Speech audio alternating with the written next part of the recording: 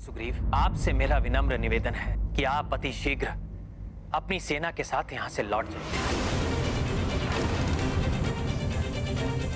दिशाहीन युद्ध करके स्वयं को क्षति पहुंचाने से अच्छा है युद्ध से पलायन करना। महाराज सुग्रीव,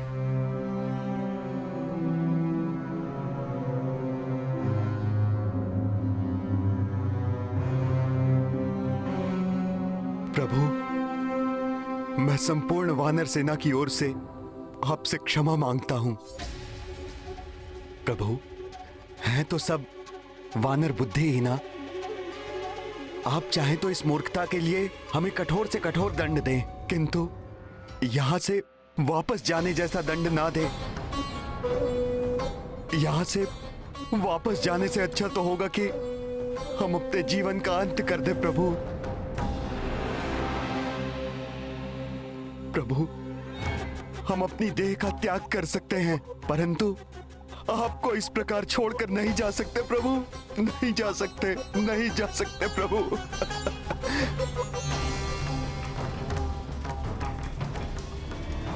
प्रभु, वानर स्वभाव चंचल होता है, इसलिए भूल हो गई इनसे। पहली भूल समझकर क्षमा कर दीजिए। मैं आपको विश्वास दिलाता हूं प्रभु, आगे से संपूर्ण वानर सेना आप ही के बनाए हुए नियम और आदेशों का पालन करेगी। प्रभु,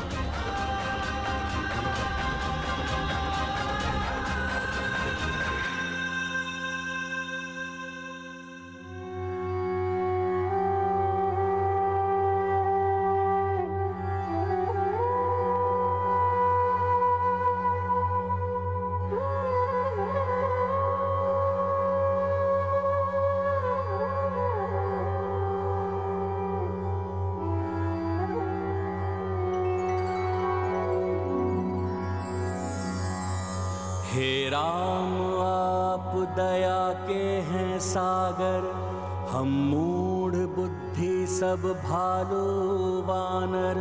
भक्तों से राघव हुई भूल भारी, दंड के हम उद्दंड अधिकारी। किंतु ना ऐसा क्षमाशील कोई, करुणा करा पंकज पद के सोई। करबद्ध हम हैं, क्षमा दो कृपाला। हे दीन बंधु दीन दयाला। श्री राम जय राम भज मन, जय नाथ निर्गुण पाप निकंदन।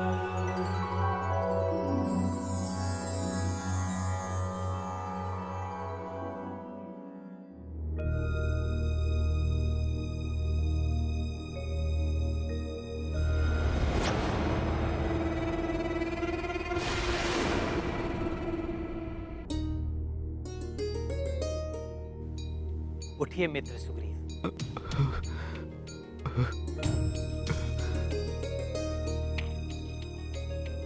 आप सबको प्रतीत हो रहा होगा कि मैं कुछ अधिक ही कठोर हो गया हूं।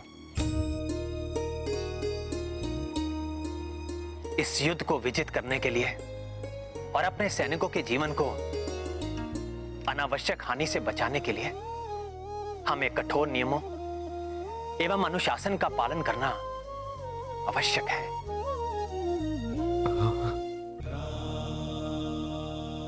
हाँ हाँ प्रभु, हम आपके द्वारा निर्धारित नियमों का कठोरता से पालन करेंगे प्रभु। हाँ, हम पालन करेंगे प्रभु।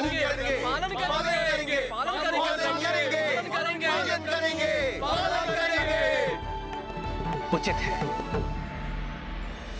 तो अब हमें कल होने वाले युद्ध के लिए नियम एवं रणनीति का निर्धारण कर लेना चाहिए।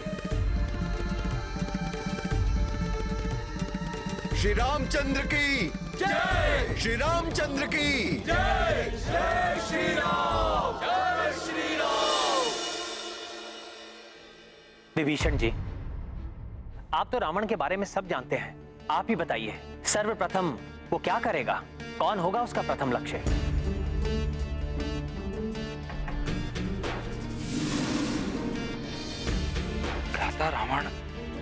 चतुर हैं। उनका प्रथम एवं सर्वोपरि लक्ष्य होगा आपका एवं भ्राता लक्ष्मण का वध करना, जिससे युद्ध के आरंभ में ही युद्ध का अंत हो जाए। क्षमा करें विभीषण जी, आज रावण ने जो हमारी विशाल वानर सेना का उत्साह, ओज और शक्ति देखी है, उसे ध्यान में रखते हुए वो सर्वप्रथम उस शक्ति और उत्साह को निष्क्रिय करने का प्रयास करेगा। और किसी भी सेना की शक्ति उसके राजा से होती है, अतः उसका सर्वप्रथम लक्ष्य महाराज सुग्रीव हो सकते हैं।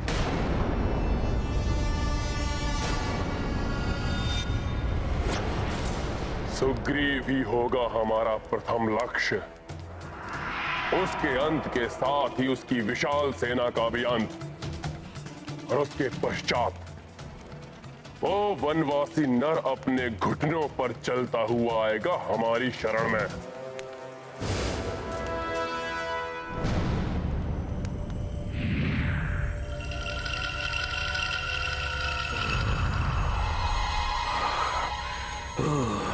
दे दो जीवा।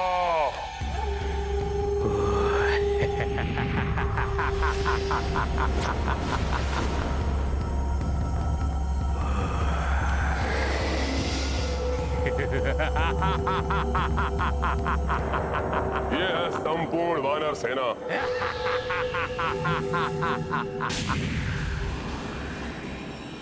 आप चिंतित ना हो महाबली, मैं स्वयं जाऊंगा उस सुग्रीव का अंत करने।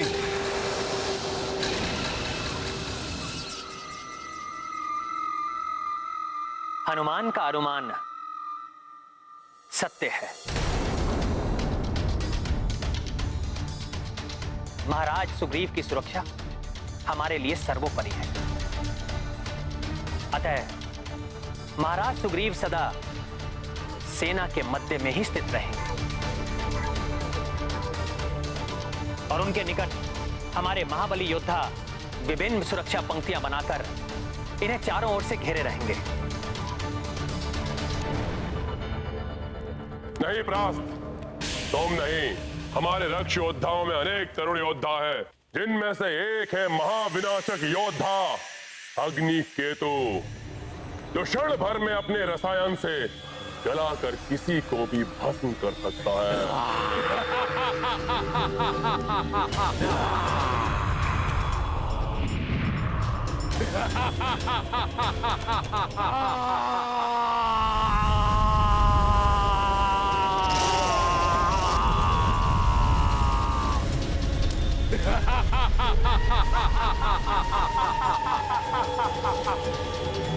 ये अग्निकेतु उन सभी वानरों को पिघलाकर भस्म कर देगा जो सुग्रीव की सुरक्षा में लगे हुए हैं। मैं स्वयं महाराज सुग्रीव की सुरक्षा में रहूंगा और मेरे साथ लक्ष्मण भी रहेंगे। हम महाराज की निकटतम पंक्ति में रहेंगे। हमारे धनुर्धारी होने का अतिरिक्त लाभ हमारी आगे वाली उस सेना को प्राप्त होगा जो आगे जाकर 3 भागों में बटी हुई होगी, जिसका नेतृत्व हमारे सर्वश्रेष्ठ योद्धा करेंगे।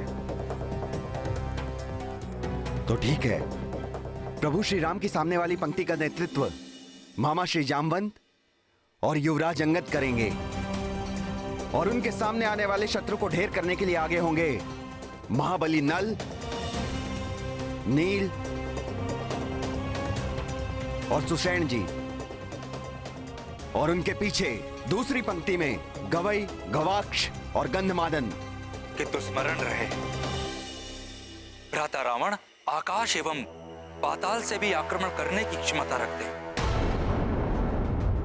यदि प्रभु का आदेश हो तो मैं किसी ऐसे उच्च शिखर पर स्थिर रहूंगा जहां से दोनों ओर होने वाली गतिविधियों पर दृष्टि रख सकूं। भ्राता रावण क्रूर है, वो बर्बर एवं महाविनाशकारी आक्रमण करके महाराज सुग्रीव को क्षति पहुंचा सकते हैं। सत्य कहा आपने महाराज विभीषण, किंतु हनुमान रावण के किसी भी बर्बर आक्रमण को सफल नहीं होने देगा। और तब हमें महाविध्वंस फैलाने वाला एक ऐसा योद्धा चाहिए जो समस्त वानरों को तितर बितर कर दे, जिससे सुग्रीव के वध का मार्ग सुगम्य हो जाए। भ्राता लंकेश, इस कार्य के लिए यज्ञकूप को भेजा जा सकता है।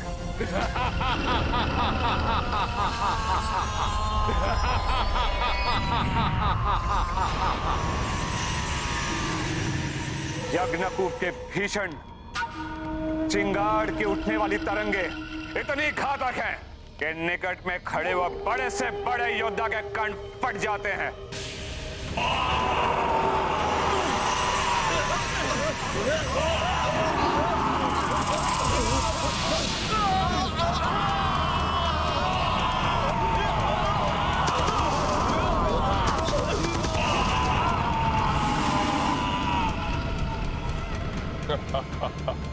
उत्तम, अति उत्तम। यज्ञकूप को उचित समय पर हम आक्रमण के लिए भेजेंगे, जिससे कि समुचित रूप से ध्वंस हो सके इन वानरों का। अब प्रश्न ये उठता है कि कल होने वाले युद्ध का नेतृत्व इस महाबली योद्धा को सौंपा जाए। वैसे तो सेना के नेतृत्व के लिए भ्राता कुंभकर्ण ही भ्राता रावण का प्रथम चुनाव हो सकते थे, क्योंकि वो महाशक्तिशाली महाविनाशकारी शक्तियों से संपन्न है। किंतु वो इस समय इंद्रमग्न होंगे। किंतु विभीषण जी, मेरे विचार से रावण किसी पर विश्वास ना करके स्वयं युद्ध करने के लिए आगे आ सकता है। नहीं, जब तक अति आवश्यक नहीं होगा, रावण स्वयं को संकट में नहीं डालेगा। वो अपने ही समान किसी शक्तिशाली महाबली योद्धा का चुनाव करेगा। मेघनाद पर उसे पूर्ण भरोसा है। वो कल युद्ध के लिए उसे ही नेतृत्व के लिए भेजेगा।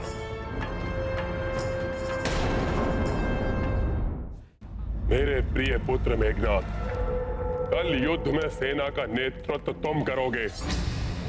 शत्रु सेना का नाश करके लंका की धूल में मिला दो उन तुच्छ वानरों और उस वनवासी नर को। आपकी आज्ञा शिरोधार्य पिताश्री। मैं आपको निराश नहीं करूंगा। कल इसी समय उन मूर्खों पर विजय प्राप्त करके हम विजयोत्सव मनाएंगे। किंतु स्मरण रहे पुत्र, तुम्हें सावधान रहना होगा उस द्रोही विभीषण से, क्योंकि मैं उन सभी दानवों के भेद, उनकी मायावी शक्तियों से भली भांति परिचित हूं, जिन्हें भ्राता रावण भेज सकते हैं। अतः विभीषण जी, आपको सेना के तीनों टुकड़ियों के कहीं मध्य में ही स्थित होना चाहिए, जिससे कि आप सबको सतर्क कर सकें कि किस रक्ष योद्धा का सामना किस प्रकार करना है। हनुमान का सुझाव उचित है। आप सबके मध्य में ही स्थित होंगे।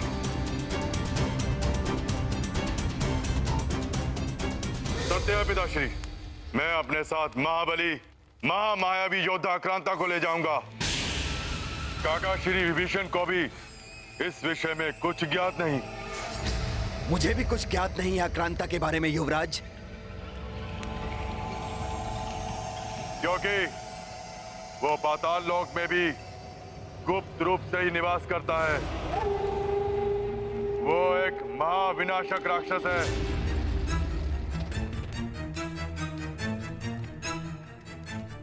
क्योंकि उसकी देह में प्रचंड ज्वाला है जो सदैव धधकती रहती है।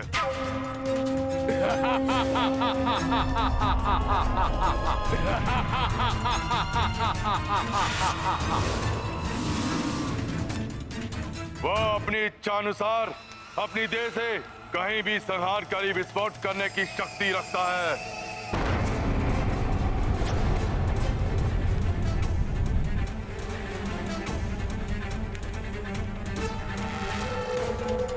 अर्थात मात्र उसको एक ही बार प्रयोग किया जा सकता है, क्योंकि विस्फोट होने से उसकी देह टुकड़ों में विभक्त हो जाएगी। नहीं काका महापार्षद, उसमें एक विचित्र अकल्पनीय शक्ति है।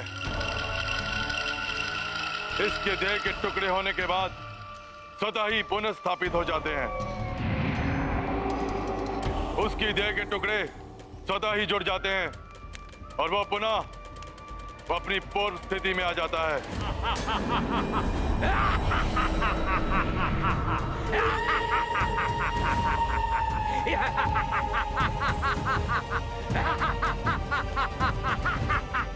हाँ पिताश्री, कल के युद्ध में अक्रांता ही मेरा प्रमुख शस्त्र होगा। तो कल प्रातःकाल सूर्योदय के साथ ही उन वानरों के जीवन की उल्टी गणना आरंभ हो जाएगी। कल ही समाप्त कर देंगे हम उन तुच्छ वानरों को।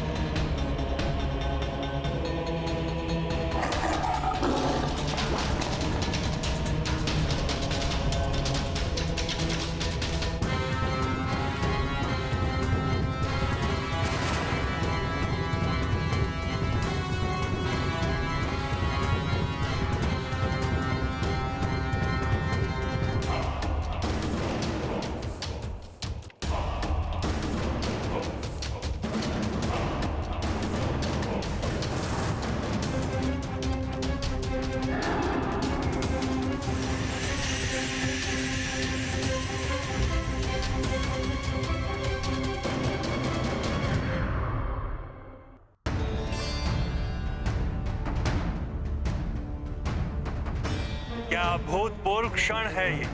एक और धर्म है तो दूसरी ओर अधर्म, एक और मर्यादा है तो दूसरी ओर अहंकार, एक और विशुद्ध भक्ति है तो दूसरी ओर आसुरी शक्ति।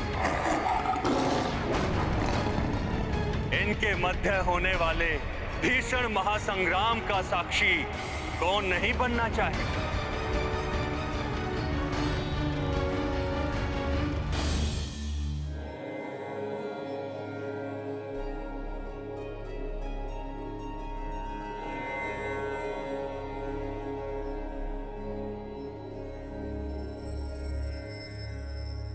क्या सोच रही हैं देवेश्वरी कि सदैव ध्यान योग में लीन रहने वाले महायोगी भी अपना ध्यान छोड़कर इस महासंग्राम को इतनी रुचि से क्यों देख रहे हैं? ये कोई साधारण संग्राम नहीं है देवेश्वरी। पाप और पुण्य के मध्य होने वाला ये धर्मयुद्ध संसार के लिए बहुत ही निर्णायक सिद्ध होने वाला है। देखिए ना, एक ओर मेरे आराध्य श्री राम है और दूसरी ओर मेरा ही महाभक्त रावण है। और इस युद्ध को निर्णायक मोड़ देने वाले भी तो मेरे ही रुद्रांश हनुमान है। ऐसे युद्ध को तो आप भी पूर्ण रुचि के साथ देखना चाहेंगी देवी। जब हम इस युद्ध को लेकर इतने व्याकुल हैं तो कल्पना कीजिए कि देवी सीता के हृदय पर इस समय क्या बीत रही होगी।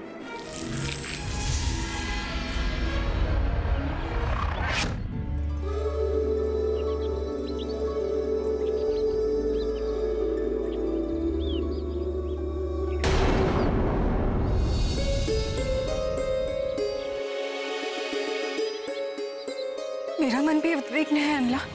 कभी मन कहता है कि प्रभु शीघ्र यहाँ आकर दुष्ट लंकेश का संहार करके मुझे यहाँ से ले जाएंगे। कभी मन आशंका से भर उठता है कि कहीं कोई अनिष्ट ना हो जाए। इस युद्ध का एक एक पल मुझे व्याकुल कर रहा है अल्लाह। ये युद्ध मात्र सीता की मुक्ति के लिए नहीं, अपितु अधर्म के चंगुल से धर्म की मुक्ति है इसका उद्देश्य। युद्ध विनाशकारी होता है, इसलिए मैंने उसे टालने का पूर्ण प्रयास किया, किंतु पाप कर्मों से कांपती हुई धरा का संतप्त हृदय पापियों के रुधिर से ही शांत होगा। अब बस प्रतीक्षा है तो सूर्य देव के उदित होने की। उनकी प्रथम किरण का दर्शन उद्योष होगा पापी रावण और उसके कोटि कोटि राक्षसों के अंत का।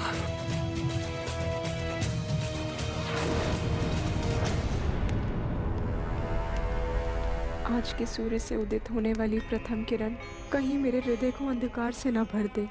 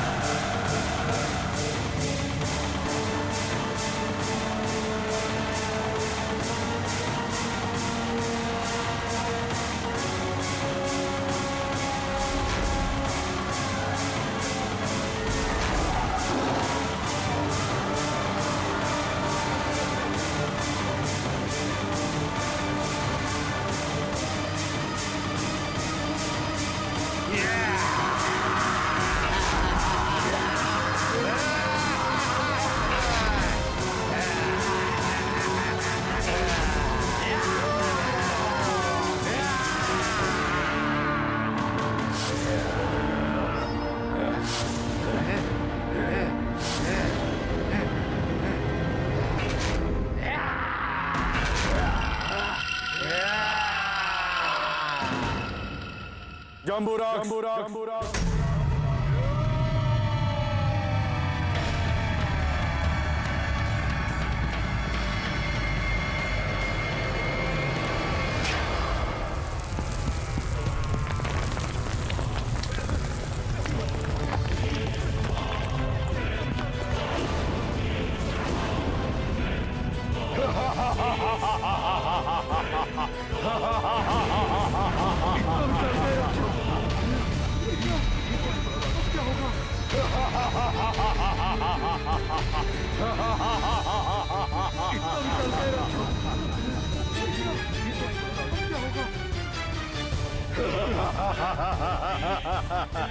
जम्बूराक्ष जाओ और इन मूर्ख वानरों को दिखा दो अपनी राक्षसी शक्ति। मनोबल गिरा दो इनके। युद्ध से पहले ही हतोत्साहित हो गए ये, तो युद्ध कैसे करेंगे? जाओ। जय लंकेश।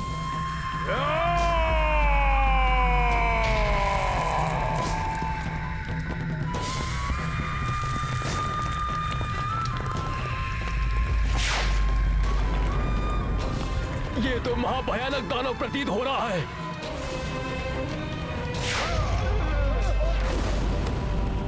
ये विकराल राक्षस तो हमें यूं ही मसल देगा।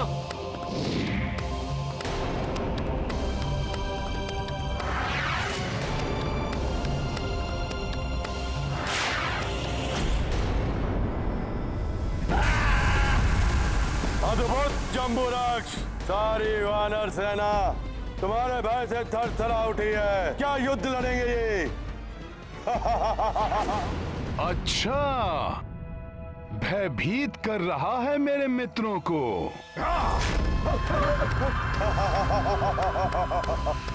जम्बूराक्ष, अंत कर दे इन सब वानरों का। बहुत साहसी समझते हो ना तुम सब अपने आप को। अब देखो कैसे एक ही वार में मिटाता हूं तुम सबको। जय श्री राम।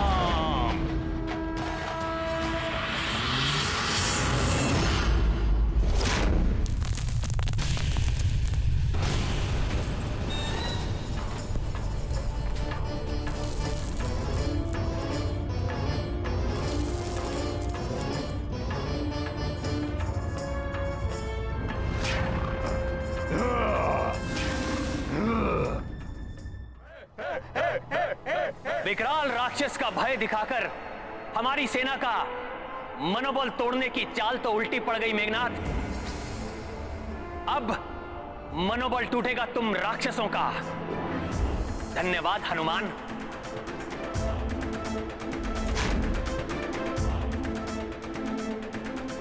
देखो वीरों, ये है प्रभु श्री राम नाम की अद्भुत शक्ति। जय श्री राम। जय श्री राम। जय श्री राम। जय श्री राम। जय श्री राम। जय श्री राम। जय श्री राम। जय श्री राम। आक्रमण!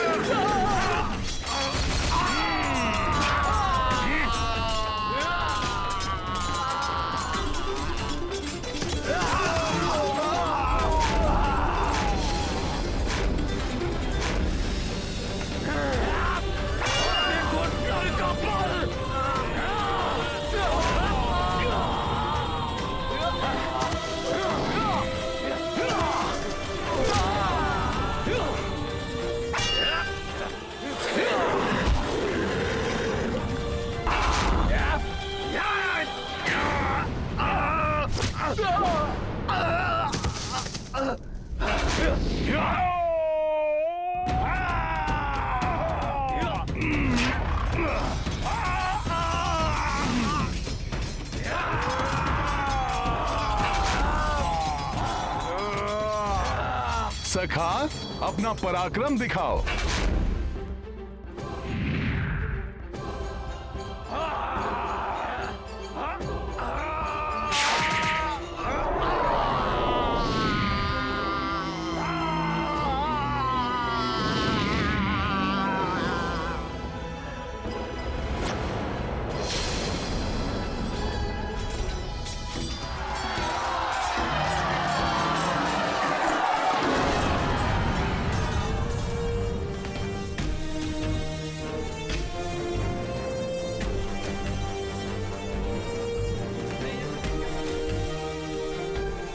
मित्रों, हमारी पहली पंक्ति ने ही रोक दिया इन राक्षसों को। हाँ गवई, हम इन्हें यहीं से रहकर वार करेंगे।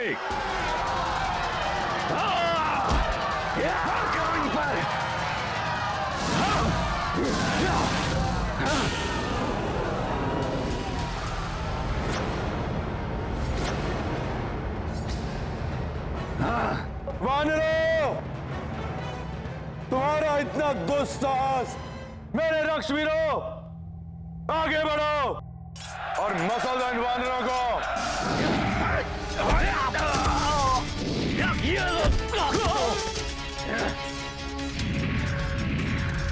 ये लो राक्षसों, तुम्हारे वार का तुम्हीं पर प्रहार!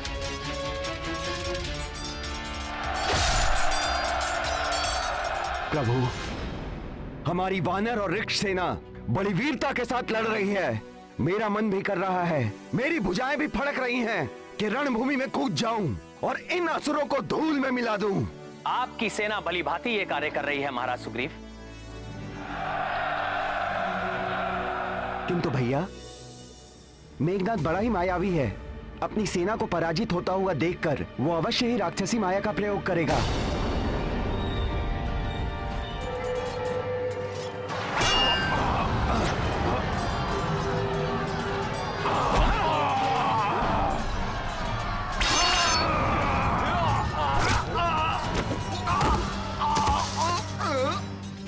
मेरे मायावी योद्धाओं, अपनी आसुरी शक्ति का प्रयोग करके अंत कर दो इन वानरों का। वज्र मुष्टि, युद्ध भूमि में आओ और अपनी मुष्टि में भींचकर अंत कर दो इन वानरों का।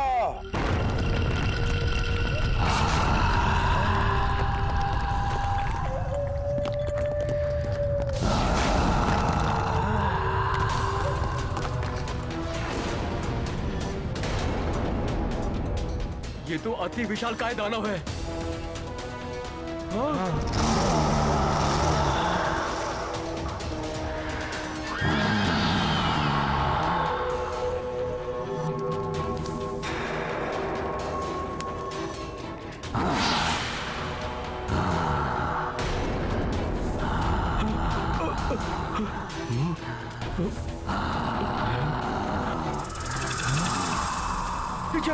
पीछे हटो मित्रों, अन्यथा ये हमें कुचल देगा।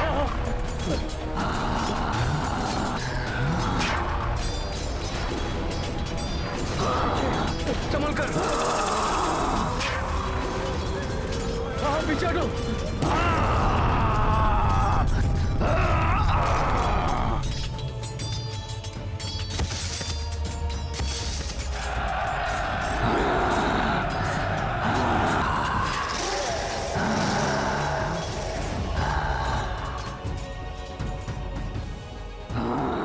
अश्विनी प्रभा, आगे आओ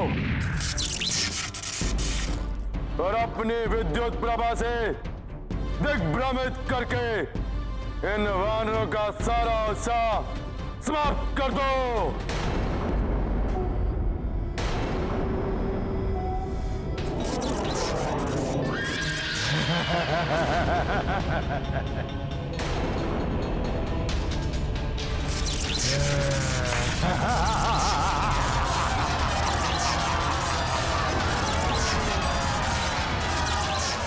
ये राक्षस विद्युत ऊर्जा का प्रयोग कर रहा है। इन्हें रोकना होगा। हाँ हाँ।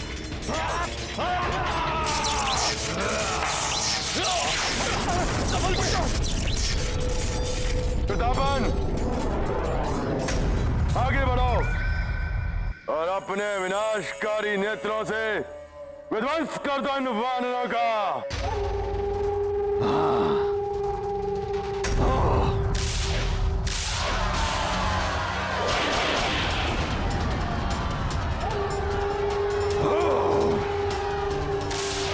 प्रतापन के नेत्रों का वार करे शत्रुओं का संहार।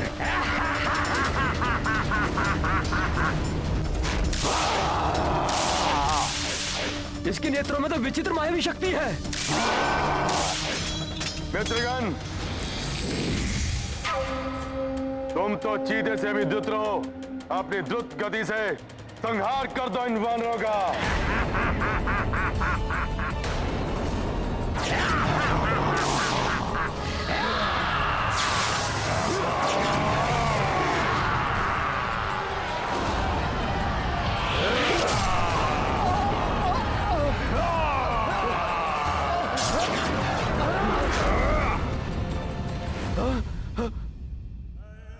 मायावी प्रकृसा अपने तीरों से त्वरित प्रहारों से संहार कर दो इस वानर सेना का।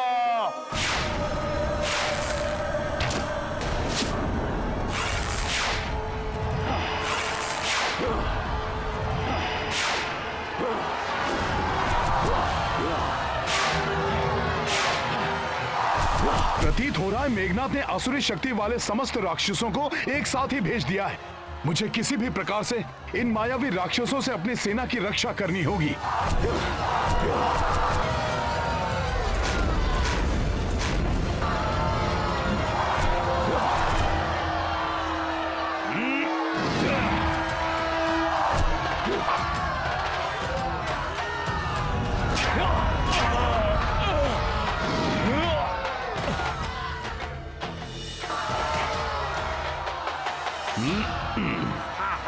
मूर्ख वानर, तुम्हारे वार से तो मेरा कोई अहित नहीं हुआ। अब संभालो मेरा वार।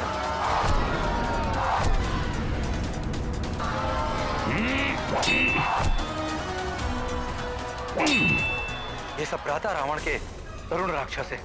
यदि इन्हें समाप्त करने का शीघ्र उपाय हनुमान को नहीं बताया गया तो अनर्थ हो जाएगा। तो आइए हम भी उनकी सहायता करते हैं। नहीं युवराज अंगद, जब मेघनाथ ने हमारी सेना को तितर बितर करने के लिए ऐसे राक्षसों को भेजा है तो तनिक सोचिए, प्रभु श्री राम और महाराज सुग्रीव पर आक्रमण करने के लिए वो कैसे कैसे मायावी राक्षसों को भेज सकता है। प्रभु श्री राम के निर्देशानुसार हमें इसी स्थान पर स्थित रहना होगा। ये भ्राता रावण के छोटे राक्षस है। मेघनाथ के पास इससे भी भयानक राक्षस है जिन्हें वह उचित अवसर देखकर भेजेगा। अंगद, आप यहीं रुकिए, मैं उनकी सहायता के लिए आगे जाता हूं।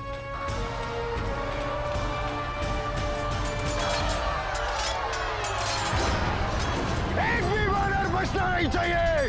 हर वानर को मृत्यु के घाट उतार दो।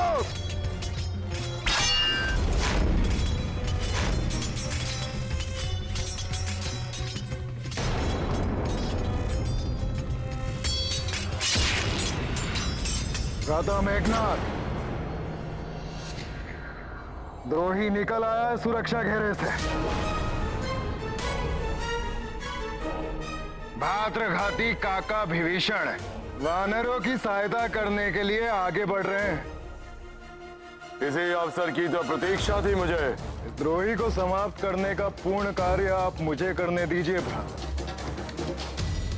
आप सेना को निर्देश देने के लिए यहीं स्थित रहिए। तो जाओ निकम, माफ कर दो उस द्रोही को।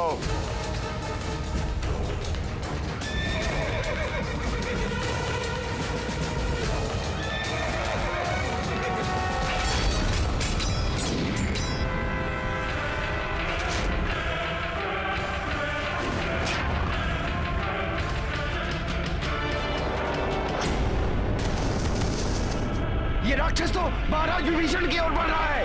अभी देखता हूँ।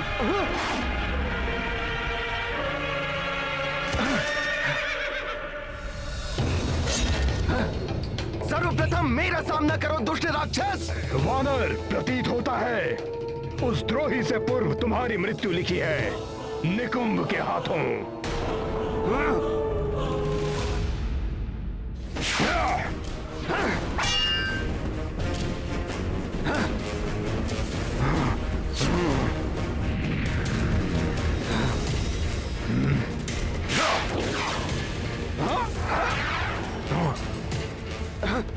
देखता हूं तुम्हारी गदा कब तक तुम्हारी ढाल बनी रहती है।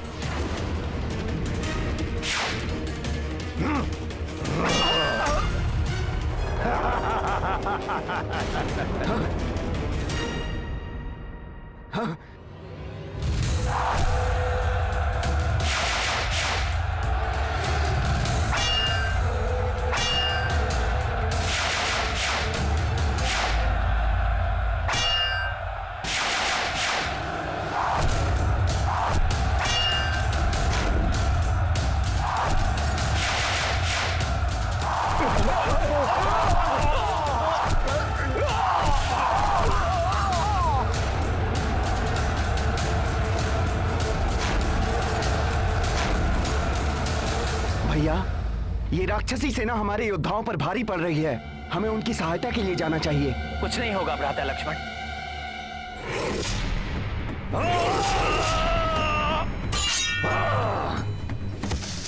प्रतीत होता है हमारे मायावी रक्ष योद्धा प्रथम दिवस इस युद्ध का अंत कर देंगे। यही अवसर है। मेरे रक्ष योद्धाओं ने वानर सेना के प्रमुख नायकों को उलझा रखा है। तुम और विरूपा मायावी आक्रांता को रक्षित करते हुए छद्म रूप धरकर उस वनवासी और सुग्रीव के समीप पहुंच जाओ। आक्रांता, तुम्हें ज्ञात है ना तुम्हें क्या करना है? हाँ युवराज, आप जैसा चाहते हैं वैसा ही होगा।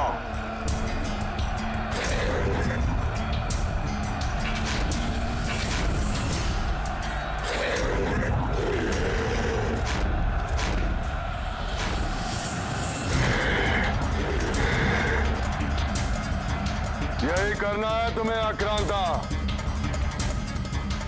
और विस्फोट होते ही सबका अंत हो जाएगा और युद्ध भी आज ही समाप्त होगा। पिताश्री भी यही चाहते हैं।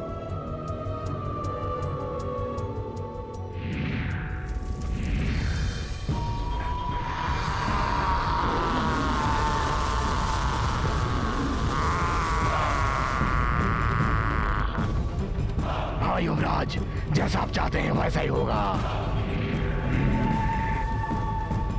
अब देखता हूं कौन बचाता है इस वनवासी और इसकी वानर सेना को मेरे मायावी राक्षसों से।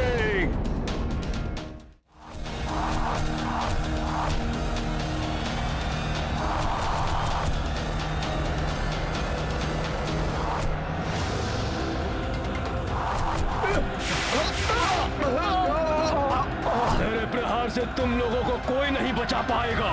ये राक्षस तो महाविनाश कर देगा।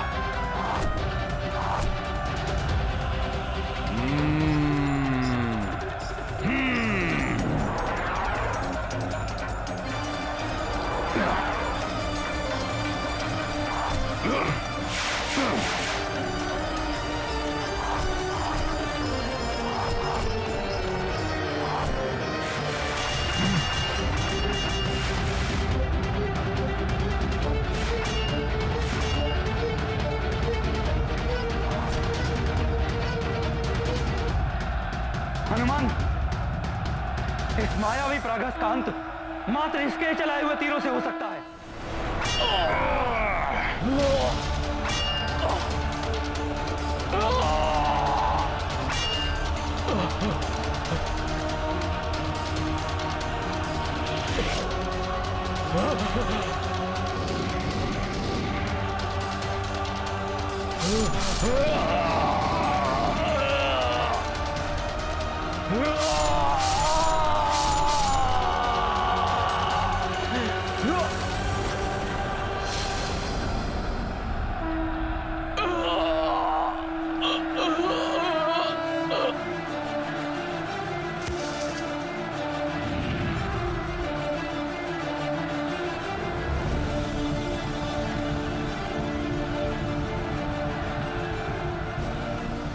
नारायण नारायण, हनुमान ने परिस्थितियां विपरीत कर दी हैं। अब शीघ्र ही इन राक्षसों का अंत हो जाएगा।